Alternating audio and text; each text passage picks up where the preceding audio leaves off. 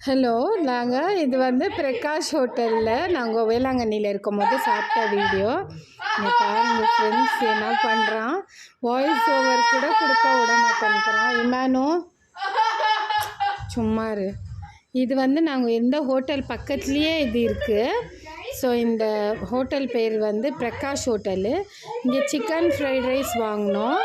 இமானோ சும்மாருடா. இது இங்கே வந்து சிக்கன் ஃப்ரைட் ரைஸ் 200 ருபீஸு, கொஞ்சம் காஸ்ட்லி தானே, நல்லா இருந்துச்சுங்கோ.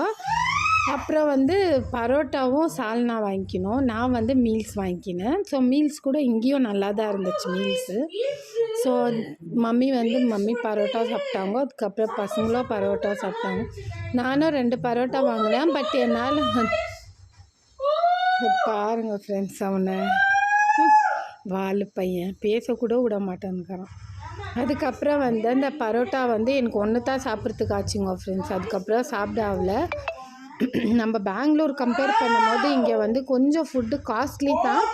பட்டு நம்ம என்றைக்காவது ஒரு நாள் தானே போகிறோம். இமானு பாருங்கள் ஃப்ரெண்ட்ஸ், என்ன மாதிரி டிஸ்டர்ப் பண்ணுறான். எப்பயாச்சும் ஒரு 4 நாள் போகிறோன்றதால வந்து ரொம்ப ஜாலியாக இருக்கும். வீட்டில் சமைக்காத ஹோட்டல்லையே சாப்பிட்டுட்டு ஜாலியாக வீட்டுக்கு வந்துடலாம். பாத்திரம் கழுவுற வேலை இல்லை, வீடு க்ளீன் பண்ணுற வேலை இல்லை. ஸோ ரொம்ப ஜாலியாக இருக்கும். நான் வந்து நைட்டு சாப்பாடு வாங்கின்னு வந்து வச்சுன்னு சாப்பிட்டேன். இங்கே பாருங்கள், இதுதான் எங்கள் ரூமு. நான் எப்போவுமே இங்கே தான் படுத்துக்குவேன். காத்தால் ஏஞ்சிருந்தோமே அந்த கோயிலை பார்க்குவேன்.